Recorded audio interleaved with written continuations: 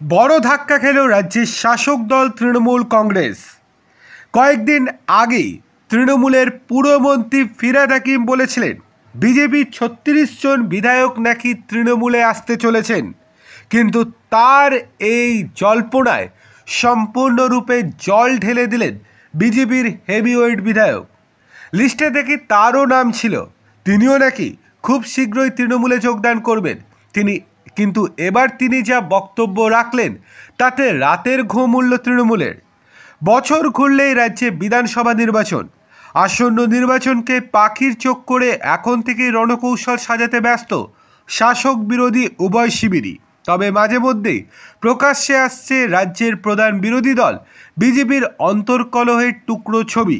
কিছুদিন আগেই দল বদল করে বিজেপি ছেড়ে তৃণমূলে যোগ দিয়েছিলেন হলদিয়ার বিধায়ক তাপসী মণ্ডল। তারপরেই বিজেপির এই ভাঙন নিয়ে বিস্ফোরক দাবি করেছিলেন কলকাতার মেয়র ফিরহাদ হাকিম। তিনি জানিয়েছিলেন আগামী দিনে নাকি আরও ৩৬ জন বিজেপি বিধায়ক তৃণমূলে যোগ দিতে পারেন।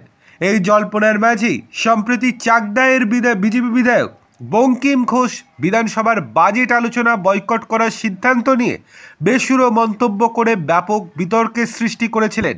জল্পনা তৈরি হয় বিজেপি নেতার তৃণমূলে যোগ দেওয়ার বিষয়েও।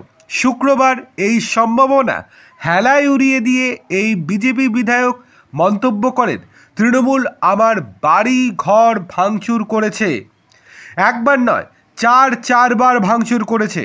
প্রকাশ্য দিবালোকে আমাকে রাস্তার মধ্যে মারধর করে চরম অপমান করেছে। তাই এমন অভিজ্ঞতা থেকে আমি বলছি, কোনো দিন ওই দলে আমার মতো অত্যাচারিত নির্যাতিত মানুষ যোগদান করতে পারবে না। আমি মরে যাব, আমি রাজনীতি ছেড়ে দেব, কিন্তু কোনো দিন তৃণমূলে যোগদান করব না। সূত্রের খবর, এরপরেই তৃণমূল থেকে বলা হচ্ছে যে তার কথা নাকি বলা হয়নি, কিন্তু স্থানীয় তৃণমূল নেতৃত্ব নাকি বলতে শুরু করেছিল তিনি নাকি খুব শীঘ্রই তৃণমূলে যোগদান করবেন। কিন্তু তার এই বক্তব্যের পর এখন তারা 180 ডিগ্রি পাল্টি মারলেন।